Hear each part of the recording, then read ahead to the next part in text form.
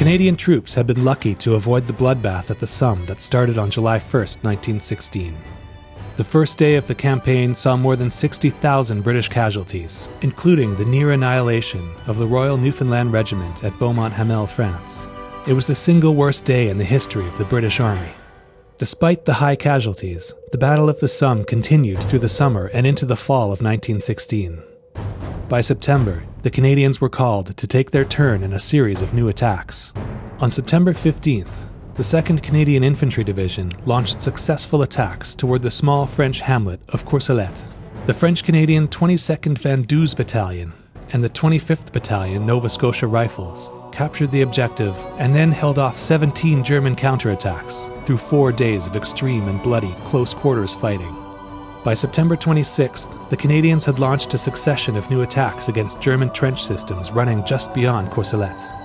Despite repeated efforts, they gained possession of only the first of 3 main trenches. The main objective, a system of defenses known simply as Regina Trench, remained in German hands.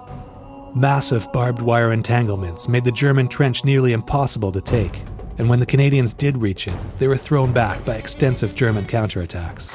The fighting left the first 3 Canadian divisions exhausted. They were withdrawn, and British troops, along with the newly recruited 4th Canadian Division, arrived to again renew the attack. Blistering artillery barrages eventually pounded Regina Trench into a smudge on the landscape before it was finally captured. With both sides exhausted and winter setting in, the Battle of the Somme came to an end. The fighting at the Somme shifted the front lines only 8 kilometers at a horrendous cost of more than 1 million casualties, including 24,000 dead and wounded Canadians. The human toll of the battle remains as controversial today as it was at the time. After the battle, Canadian General Arthur Currie undertook a thorough review of the Somme campaign and the massive French battle at Verdun.